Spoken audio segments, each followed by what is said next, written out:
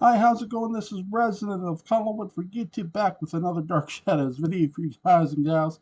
It is my final character retrospective for the movie House of Dark Shadows, which you know what that means. Next is night. um, which this movie, to put it to a nice big bow on not just the character but the movie in general, there's a lot I'm going to get into here. So obviously Barnabas Collins is played by actor Jonathan Frid. Um, in the movie, but also Jonathan Frid played Barnabas in the series. DS fans know this very well. But if you're not a Dark Shadows fan, there's a lot to get into between the differences and the similarities.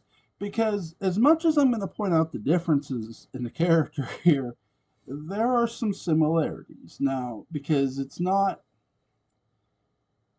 how do I put this? The other characters I've been talking about throughout this character retrospective,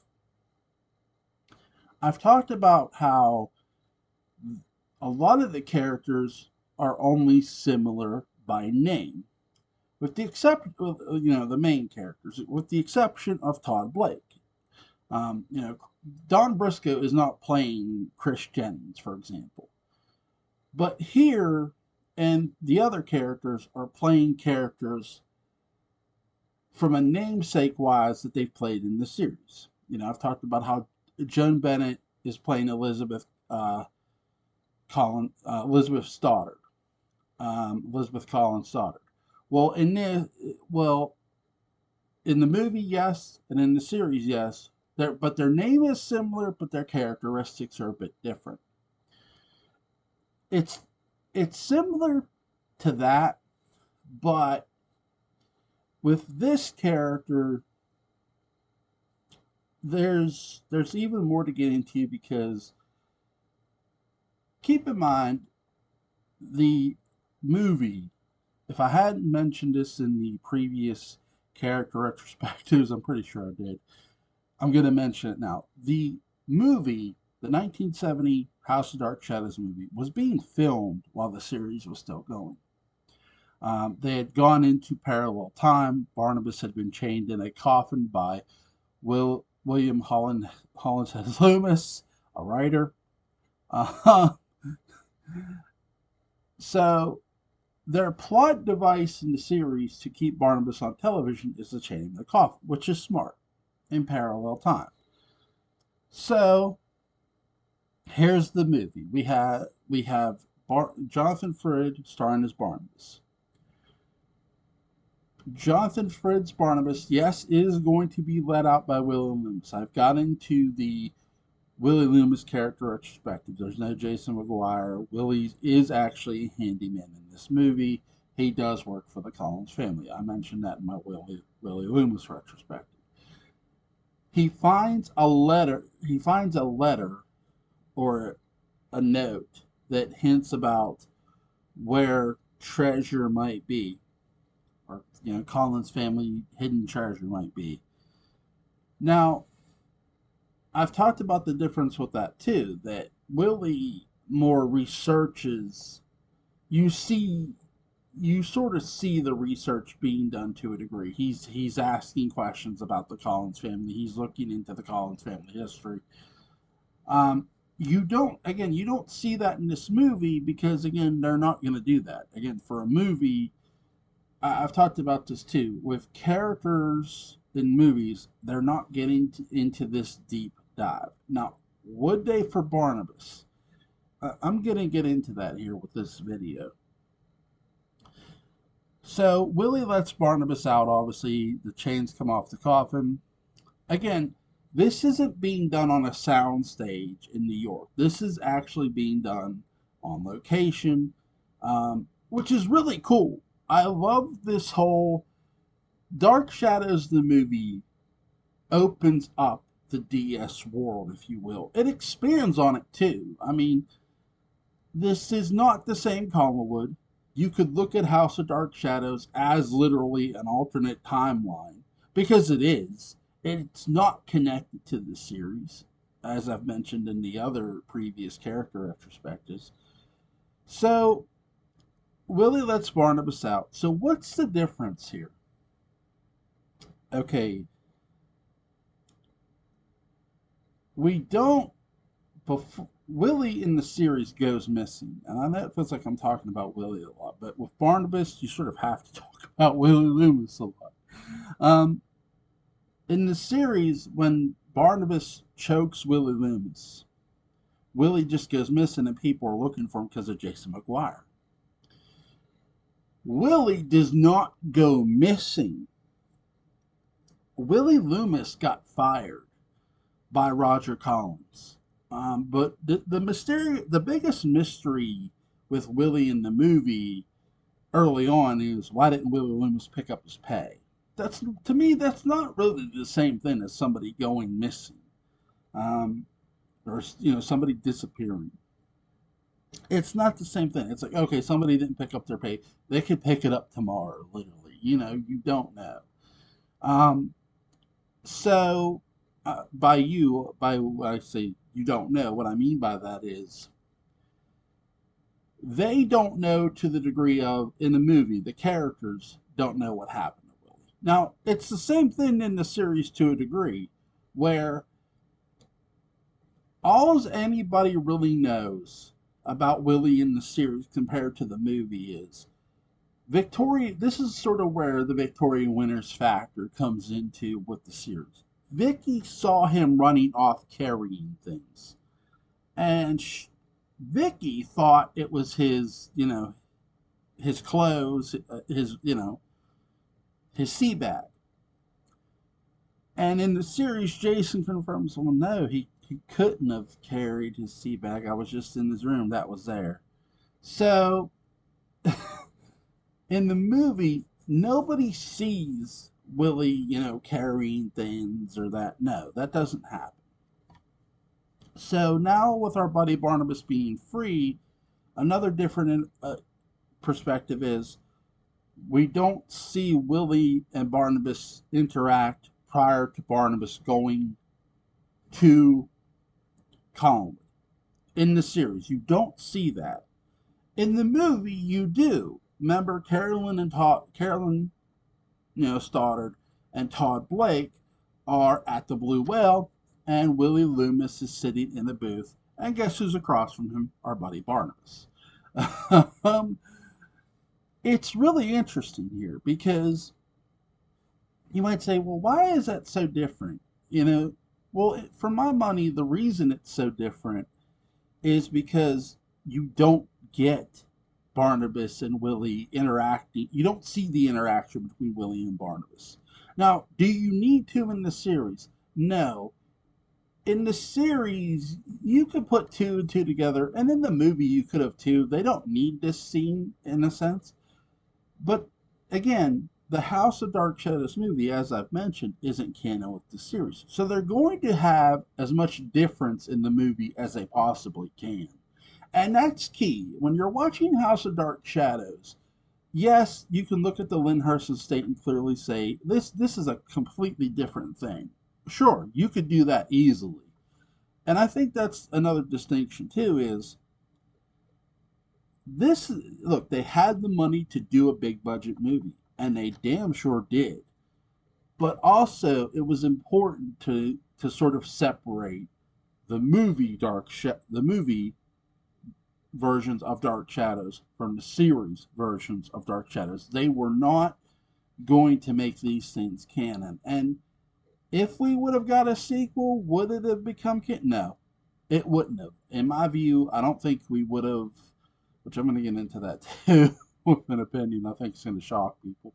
Um, we would not have got a canon connection to the series in my view, because everything in this movie suggests that we're not getting that connection. Every character you've met from a standpoint of how different they are suggests, hey, this is not canon to the series. When you look at Roger, when you look at Julia Hoffman, when you look at all the other characters I've done from the retrospective, none of them are really their counterparts. they're not the characters from the series. And Barnabas isn't either here. Now, I've said there are some similarities, and I'll get into those. But I've talked about the interaction you get in the movie between Willie and Barnabas. Now, you don't see Jonathan Fritz's head and face. You see the wolf's head cane and the onyx ring. And some people might point out, oh, there's the wolf's head and the onyx ring, like from this series. True. That's something they've kept. Again, they're making the characters look the same.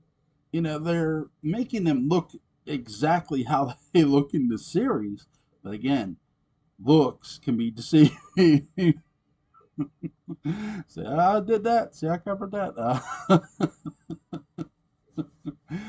These are a lot of fun to do, and I get to laugh because Dark Shadows is fun to talk about. So Barnabas goes to the great house. Um, Before he does, though, he is going to scare the crap out of Maggie Evans in the old house. Again, filmed in Tarrytown, filmed in New York.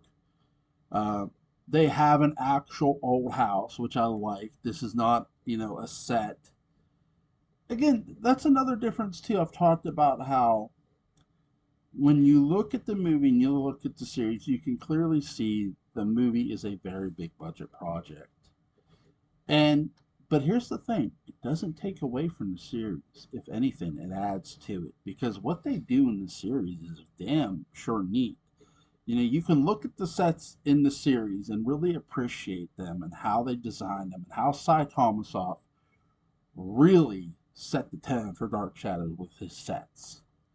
With the movie, you see this open world, sort of open, I won't say open world, but a opening up of the Dark Shadows universe where everything is bigger. The houses are bigger, the space seems bigger. It's just, again, it's a Hollywood movie. It's supposed to be big. um, so our buddy Barnabas, he scares Maggie. I've talked about the blue whale. Now he opens the door. He turns the knob and opens the door. He Maggie does not see who did this. Everyone says about a ghost. They know it wasn't David because he was back at the great house by the time that happened.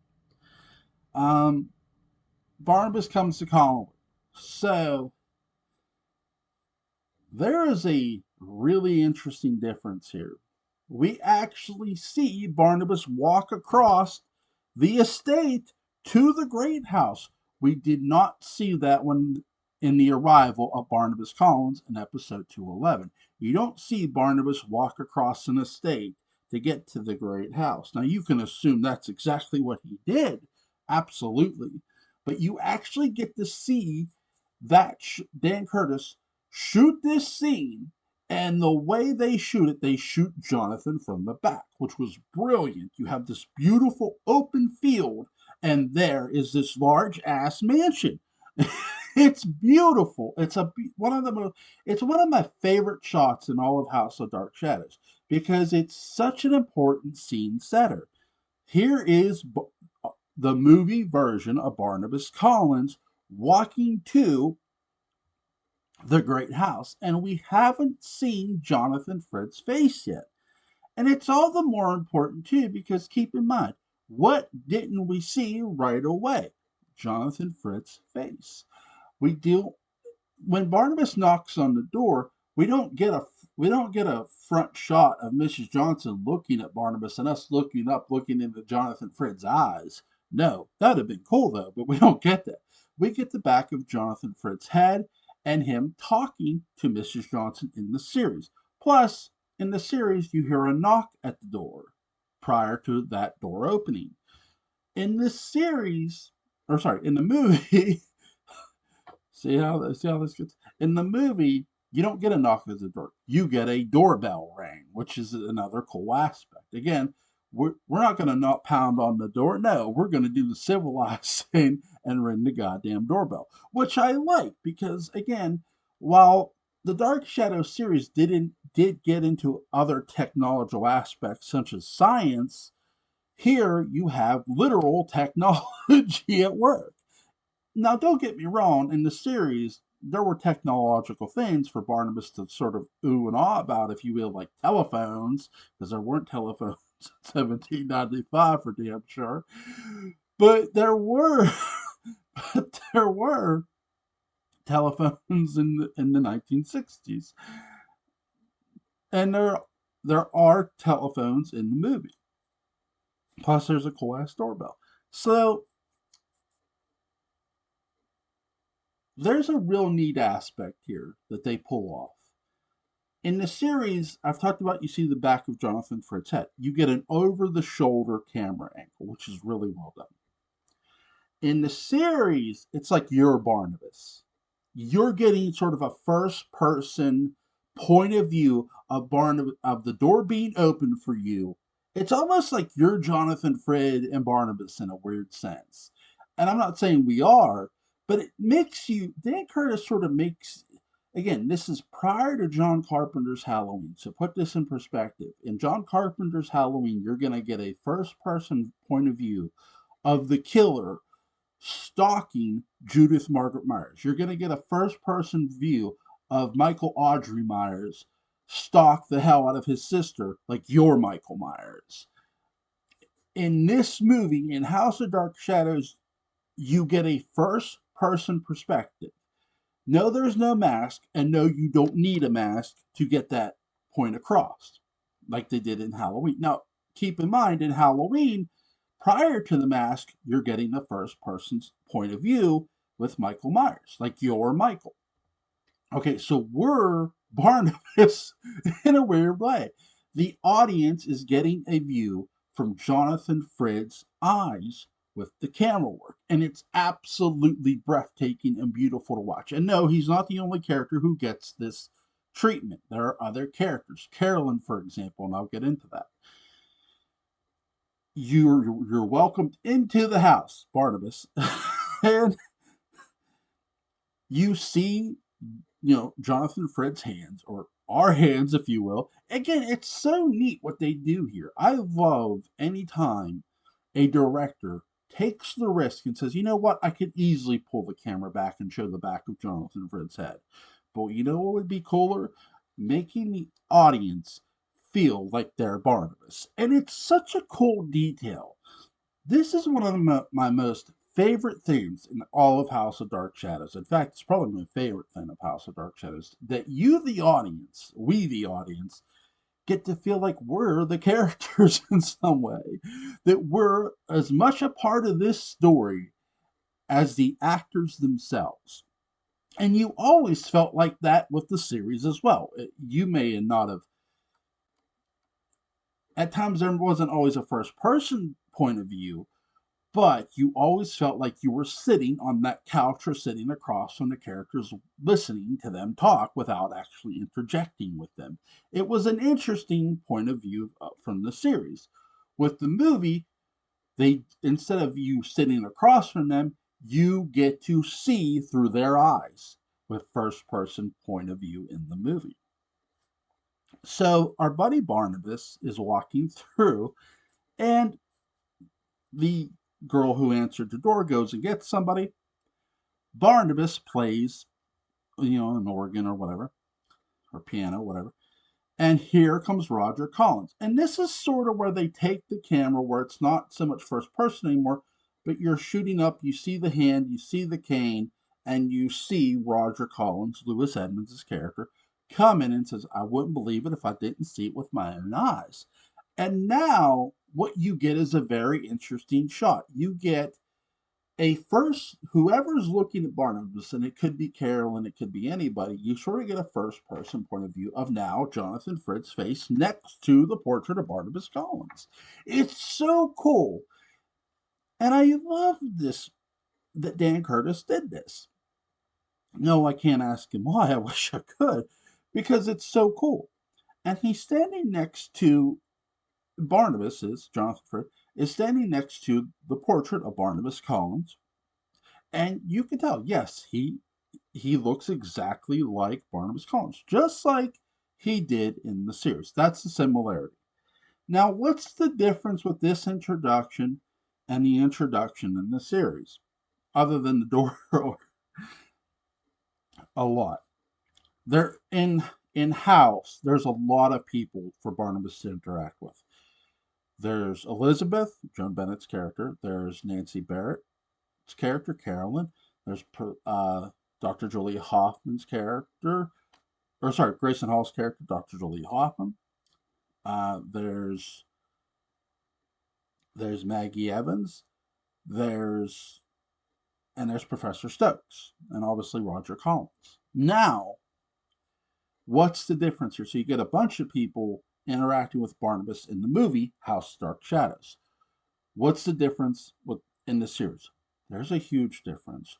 We get Mrs. Johnson opening the door right in the series. Clarice Blackburn.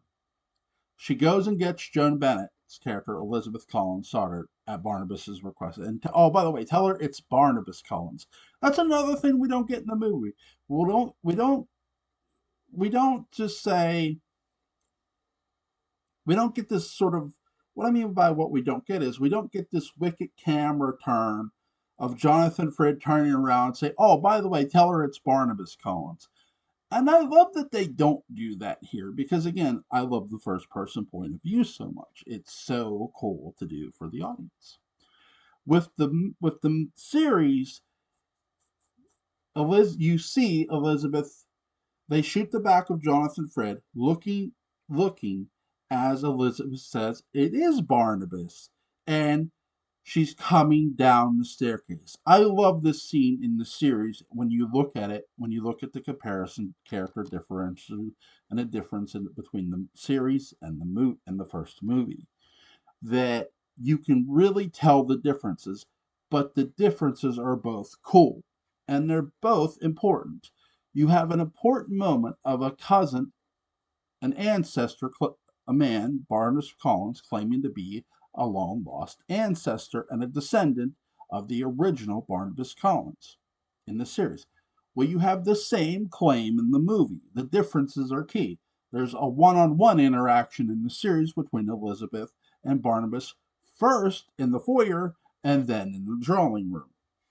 And by the way, as Barnabas gets up to leave, he meets the governess, Victoria Winters. Here, there's no, there's no one-on-one interaction. He's interacting with everybody who's talking to him. And I love that aspect. You don't just have this one-on-one because anybody could ask any real question. And by the way, that happens within the series when they asked where Jonathan Fritz Barnabas Collins lived in. He said Kentucky Square. He said I think he said Leicester Square, Kentucky Square, whatever. And Professor Stokes says, "Do you know the Bramwells?" By the way, there's going to be a character in the series that Jonathan Frid plays called Bramwell Collins. No relation at all, because again, it's the Bramwells. Their last name is Bramwells in the movie. Bramwell is the character's first name in the series. Again, another little difference, and again, Bramwell Collins hadn't quite been invented yet. Or maybe he had in this movie right here. Bramwells, I love it. So, what's another difference? Okay, in the series, when Jonathan Frid's character meets Joan Bennett's character, when Barnabas meets Elizabeth, he doesn't offer her jewelry that was Naomi Collins's. Look, I've talked about how in the series that for Barnabas, everything was deja vu. Deja vu. He couldn't call Elizabeth Naomi, but he knew Elizabeth looked like his mother. In the movie, what's really fascinating, and this is a nice touch by Dan and the writers doing this, and I love how Jonathan Frid and Jen Bennett and everybody react to this. This is so cool. Barnabas has this case and he opens it up and it's this beautiful necklace that is absolutely stunning. And he says this belonged to the original Naomi Collins. And you get an interaction from Roger that's really interesting too. He said, "I thought those were lost during the war, buried." And Jonathan Fritz says something I'll never forget. His character does, Barnabas. He says, well, they were given to my ancestor. Often enough times, romantic fantasy is more accepted than the truth. And I think that's a great line considering what we know is going to happen with Barnabas later on in the movie.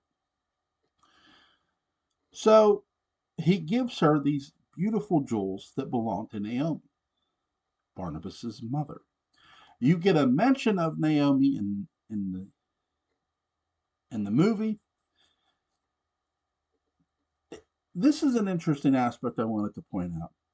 Throughout the movie, there's points where they mention the past. Roger mentions the past about when they find out Barnabas is a vampire, and I'm not trying to jump around, but I do want to get this point out that when they mention when they finally find out Barnabas is a vampire, they reveal the truth that Barnabas and Josette were to wed, but something happened. We don't know what that something was, other than what we do hear. Another detail from the past is earlier on in that movie, before everybody finds out Barnabas is a vampire, we find out that Barnabas says the old crucial line, they put this curse on me. And it's a point I've harped on before, but not in this way. Barnabas is mentioning the past. We get really our first real past reference. You could say the coffin, you could say Barnabas being from the past is a reference, and maybe, yeah, it is to a degree, but really a past reference we get is Naomi Collins. Barnabas is always going to be a part of the past, no matter whether it's a movie or a series, because again, Barnabas comes from a different time. And look, there are characters in any series or movie you're going to meet that may or may not come from a different time. And when they do, it when they come from the past, they're a link to that past. They were a part of it. They lived it. Whether it's this movie or whether it was the series. Now, they never literally went back in time to the past in the movie, and that's something I'm going to get into here in a bit. But with Barnabas in the series, they did. Now, he wasn't the one going back initially. No, the person who goes back in time is Victoria Winters, and I've talked about that before. How they take the most over baby face at the time in the series and use her to put another baby face over because they're turning Barnabas babyface. Yes, I use my wrestling terminology. Kind of that's what, right? Um, this is just so much fun. Um, so our buddy Barnabas in the movie, I've said about the past they reference the past in the movie, and they do. I said they talk about where Barnabas says they put this curse on me. So I've talked about this before that I don't believe they were ever going to use Angelique. Now there's been some say that yeah they were. Then they could have just said that in this movie. You don't have to say they. Um, here's here's where I'm going to give my opinion on something. You want to know what I think the sequel may have been in store? And again, I want to stress this. This is just my opinion. I think our sequel would not have been a sequel. I think our sequel would have been a prequel.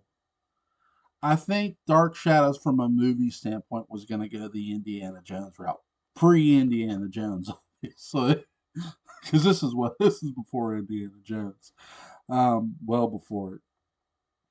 That they were going to go the prequel route in the set. Again, this is my opinion. I think we were going to get 1795 in a movie form.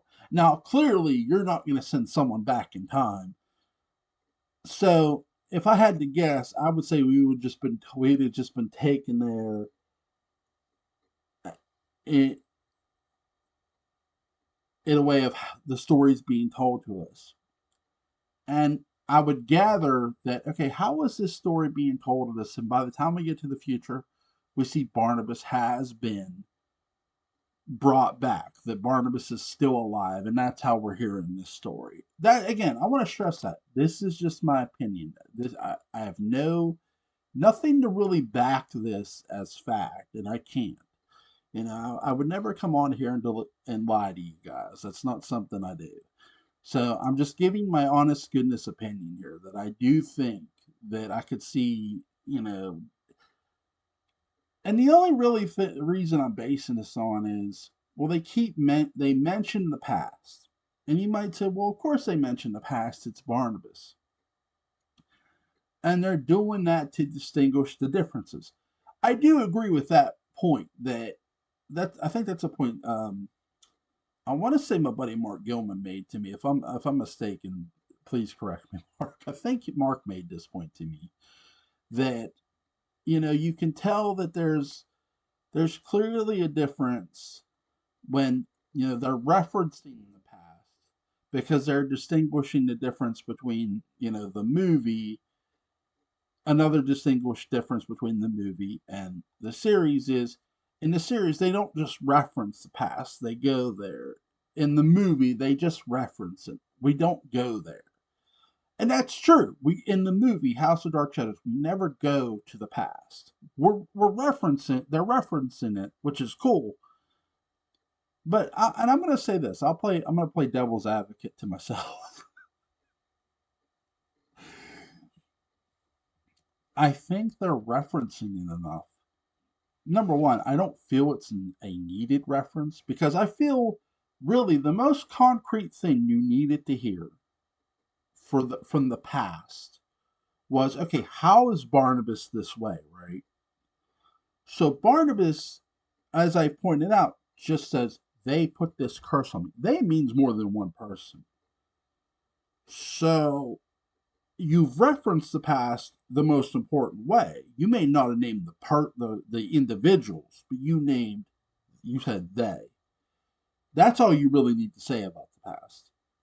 You don't need We don't need Barnabas was going to marry Josette because we know that as fans. Now you could just simply write this off as, well, they're covering that base for people who haven't seen Dark Shadows, and you could be absolutely correct on that because there are people who've watched House of Dark Shadows before ever watching the series. In fact, that's how so many people were introduced in this era. That hey, if you've never heard of the series, you could watch the movie House, and it could get you to watch the series. And a lot of people did that, and that's cool. So again, it could again when I say I'm just giving my opinion, I'm literally just giving you my opinion. I have nothing concrete to back up what I'm saying. I wish I did. I don't. I don't. Um, who knows, right? So I'm trying to think of other things. So in the movie, I've talked about how when I did my Dr. Julia Hoffman character retrospective, Dr. Julia Hoffman finds out that Barnabas is the vampire at the party, or not at the party, but at the moment. It's after Carolyn's death that she's looking in the mirror, and Barnabas is standing there talking to some people, and she sees that Barnabas has no reflection. This is post Carolyn's death in the movie. Um, Keep in mind the 1995 arc hadn't happened yet in the series. So we never kill Carolyn off yet. Again, I've talked about how House of Dark Shadows as a movie is being filmed when the series is going on. Well, the series is going on. Carolyn hasn't been killed off as a character in the 1970 main time arc. Because the 1995 arc, which is what I call 9 episodes of Doom, which is my favorite arc, hasn't happened yet. It hasn't been written yet. I'm sure they were planning it, but it hasn't happened yet. And maybe killing Carolyn in the movie definitely set those wheels in motion. I could have seen that. I'm not saying that is what set 1995 in motion. But it's really interesting when you look at the characters Barnabas does kill and ends up killing in the movie to his first real kill in the series. And this is another big difference I wanted to mention. In the series, they feed Barnabas Jason McGuire. Not quite literally. Barnabas doesn't bite him. Barnabas strangles him to death. Jason McGuire was a thief, was a con artist who was conning Elizabeth, blackmailing her, making her think that she killed Paul Stoddard. You know, what a piece of shit, right? What a piece of shit character.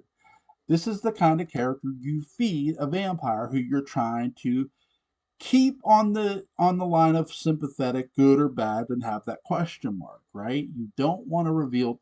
The writers in this series did not know where they were taking Barnabas. That's been documented. In the movie, they damn sure knew where they were taking him. They knew that, hey, this guy is going to go all the way. He's our antagonist. So, what makes him an antagonist in the series, in the movie?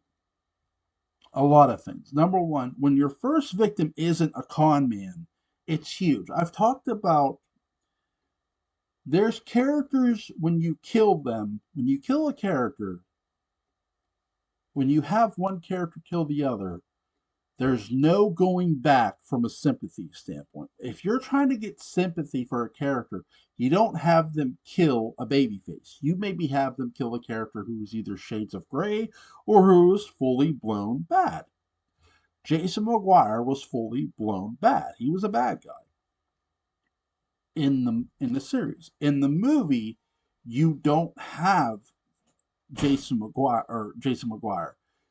Barnabas, who does bite Carolyn early on in the film of House of Dark Shadows, she keep in mind there's a conversation where Carolyn says she's going to go to London. That's another key difference too. I'm going to bring up here in a minute. Carolyn says she's going to go to London, that maybe Barnabas can give her some, people to look up. And he said, or some references, and he says, absolutely. Now, keep in mind, this is right before the party happens. So Barnabas, knowing that Carolyn wants to go to London later on down in the year or next year, goes into her room and bites her, in effect preventing her from going to London because now he can control her now that he's bit her. In the series, so Carolyn doesn't discover Barnabas's secret the way she did in the series, and this is something I'm going to get into here and now. In the series, the way she discovers it, she goes into the old house and she finds his coffin. It opens. He's an old man, right? He's an elderly man in the series. Dr. Julia Hoffman's formula backfired because of he rushed it in the series. That's another difference. Um, so she gets bit and Barnabas gets young again, and now Carolyn is working for him. Barnabas never kills Carolyn in the series. She just works for him after he bit her. In this, does she actually work for him? No, not work. She is after this bite. Now you could say she's a bit infatuated with her cousin when she first meets him in the series, and absolutely you would be correct. Also, but once that bite happens, she is even way more infatuated with him and head over heels in love with her cousin in the movie than she ever was in the series. That her boyfriend Todd Blake, who's played by Don Briscoe, sees how different she is at the party. I mean, here's a man who is engaged to Carolyn in the movie, and he notices the difference right away. Like, what is wrong with you? And that's what he asks her. What's going on here? And she just brushes him off. And that's another thing too is Carolyn is really jealous of Josette and Barnabas, whereas Carolyn is helping Barnabas get to Vicky. Now, you could say that there's some degree of jealousy there, and you'd be right. There's some. but it's not as heavy as in the movie. The movie is way more heavy with the jealousy part post bite. That Carolyn is very much jealous of Barnabas. Barnabas wanting to marry Maggie Evans because Maggie to Barnabas is Josette. Barnabas in the movie has way more tunnel vision than Barnabas in the series. He is hyper focused on Maggie Evans in the movie. And I'm not saying he wasn't hyper focused, he was just simply focused. If he'd have been more hyper focused, Maggie maybe just had series that for a fun aspect, the writers again didn't know where they were taking Barnabas in this series. In the movie, they knew. Um, so with the movie House of Dark Shadows, after he bites Carolyn and all that, and she's infatuated with him, there's that scene where Barnabas tells Willie they put this curse on me. And Barnabas and Willie are in Josette's room. The music box is open. The music box is there. And yes, there was a Josette. Josette did have a music box in the series, and it played the same tune, which is cool. That is similar.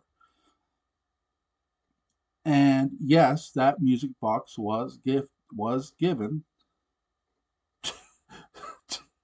to Maggie when she was becoming Josette. So it's really cool, right? With the movie, yes, they give Maggie the music box at the wedding, like right before they're doing the wedding, the music box is there. So Carolyn, as Willie and Barnabas are having this conversation about they put this curse on me, and he wants to marry Josette, and he's meeting Maggie, and this is where John Carlin's character is sort of conflicted because he's like Barnabas. He goes, Maggie is not Josette. You can't do this to that girl. And that's where Carolyn comes in and says, I won't let you. I won't let you have her. You know, she's jealous. She wants Barnabas to take her as his bride. The hell with Todd Blake here. She doesn't say that, but she's basically implying it. And this is where Barnabas does bite Carolyn again, but this time he goes all the way. This is what's going to ultimately do Carolyn in and turn her into one of the undead, just like Barnabas. Again, I've talked about how this is one of my favorite post this moment is one of my favorite scenes when John Carlin's Willie Loomis is walking Nancy Barrett back to Collinwood, and like she's got blood coming down her neck. If you watch House of Dark Shadows, watch this scene. John Carlin's like dabbing, like trying to dry the blood up. He's like, they're like this close now. So he goes, I can't take you the rest of the way. I don't, And then Barnabas is calling him back anyway. He goes, you'll be all right. You can make. Yeah, Willie, she'll kick out, buddy. No, she won't. She's not going to. She collapses on the floor, and this is what causes the servant to drop the tray in the movie. And yes, it apparently indented the floor. People still go up to the Lyndhurst estate and look for that dent. It's funny. I think that's cool. Um, Let me see. I'm trying to think of the other differences before I get out of here. Um, Also, so now I've talked about the other first person standpoints, right? How we get other first person views, and I do want to touch upon it. When Barnabas goes into Carolyn's room and we see Barnabas open up the fangs, the mouth, and you see the fangs, that's at Carolyn's point of view. You see it from Carolyn's point of view in a first person sense. And I love how they do that during this film. There are first person points of view throughout House of Dark Shadows. You also get that when Carolyn's getting ready to be staked, that it makes you feel like you're Carolyn and you have nowhere to go and nowhere to hide and nowhere to run. It's, again, great camera work by Dan and company. They did a really great job of the way they shot this film. Um, Again, you can tell this is my final character retrospective of the movie because this is a lot longer than my other character retrospectives, simply because I wanted to put a nice little bow on all of this. And to really the close out matters, I've talked about the movie's protagonist, Jeff Clark. Uh, he's not the only hero in this movie. Willie Loomis says there are two heroes in this movie. Now, many people oppose Barnabas, but there are two that one only come. There are two survivors in this movie. No, it's not Willie Loomis and Jeff Clark. It's not Willie Loomis and Jeff Clark. Willie gets killed, but they both. Willie helps Jeff, stake Barnabas, make sure the job gets done. The two survivors of the movie are Maggie Evans and Jeff Clark. And keep in mind that before he stakes him, Barnabas spots him and says, Jeff Clark, he hollers his name to come down to him. And this is Barnabas. I love how they display Barnabas's hypnotizing powers. Because throughout the movie, you could debate that Barnabas may be using those by the way he's talking to people and looking in their eyes. No, he's not shouting or screaming, and he doesn't need to. A vampire doesn't need to from a fictional standpoint. They can just look into your eyes and talk to you and give you hypnotic suggestions without you realizing it, which is really cool. The way, you could look at House of Dark Shadows and maybe suggest that might be going on. I'm not saying it is, but it may be going on throughout the movie with Barnabas before Dr. Julie Hoffman starts to treat him, which we know doesn't end up working because Julie betrays him in the movie. And again, that's a difference I pointed out with the Dr. Hoffman retrospective. So there's a moment when Barnabas is talking to Maggie Evans at the party, and she's saying about leaving Collinwood. And he looks into her eyes and says, "Oh, don't leave," He's hypnotizing her.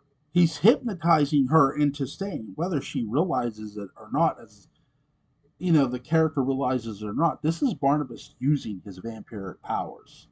And again, the way he uses them at Jeff Clark, he shouts at Jeff Clark because Jeff Clark is a couple floors above him. Well, I want to say two. I could be off about that, but so Jeff Clark now comes downstairs, and he's standing behind Barnabas, and Jeff Clark doesn't have the weapon anymore. My favorite line in this movie is said by Jonathan. Every wedding needs a witness, and you will bear witness to this one. I love the line by Jonathan in this movie. It's a great, great line. It's an antagonist line. Like you have basically what Barnabas is saying is, I've killed, I've killed Lewis Edmonds' character. I've turned him into a vampire. I've turned Professor Stokes into a vampire. You're the only one. There's nothing you can do to stop me. That's what basically Barnabas is saying with this line. He may not be saying the words, "You can't stop. There's nothing you could do to stop me." He doesn't need to. He just needs to say a line that sounds sinister, and it actually is sinister. And that line is sinister. It is really like, oh my god, it's like a verbal smack to Jeff Clark. Like, okay, I've got you under my hypnotic powers now. Now there's nothing you can do. But instead of saying that, hey, every wedding needs a witness, you will bear witness to this one. It's a great line in the movie. Listen, go watch House of Dark Shadows. If you do nothing else today, go watch this movie. Go rent it. Go on Amazon Prime and rent this thing. This thing is beautiful to watch. Um, so Willie, who took a crossbow for Barnabas, is still alive, and he stakes Barnabas in the back. This is Willie Loomis giving an employee, his employer, the middle finger without actually doing it. And I love John Carlin's heroic effort as Willie Loomis in the series. Jeff Clark then assists, and that is the end of the movie. Um, it's a really, really fun movie from start to finish. I'm trying to think if there's anything I missed. I said a lot, so I'm trying to think, guys. Because I don't want this to be a full blown hour, but I know I'm getting there. Um, I don't think I did. If I did, please let me know, guys. I want to give some shout outs because I'm going to leave some links in the description box. First of all, to Christine Pearson Caratilles, Between the Shadows. Link to their channel is going to be in the description box. They've talked House of Dark Shadows with me before. It was a fun conversation. And hey, they're two great Dark Shadows fans. They have a great channel. So link in the description box. Link to Tarek Collingwood. Shout out to Penny Dreadful, who does a great job covering Dark Shadows. She's got an interview with David Selby coming up. I want to say is today or tomorrow. I think it's today. Wait, let's see. It's tomorrow. Yeah, tomorrow. So tomorrow she's got an interview with David Selby. Going to be dropping on her channel. So link to her channel is going to be in the description box. And one final shout out before I go, obviously, um, or two final shout outs before I go. Link to Patrick McRae, who has been so gracious to come on my channel and come on and talk Dark Shadows with me as well. A huge shout out to him. Link to the Dark Shadows Daybook is going to be in the description box for sure. And one final shout out, a guy who I've gotten to know and talked to who's a huge Dark Shadows fan. Here's a guy who wrote a Dark Shadows, you know, blog for 5 years, and I really still enjoy that. And enjoy his new one, To Be Night Miguel. So, but link to the Return of Dark Shadows is going to be in the description box too. One John Philip Betancourt, shout out to him. Guys, gals, I hope you enjoy the Barnabas Collins character retrospective. And whatever you do not invite a vampire into your home, and make sure you always carry a compact mirror with you. Have a good day.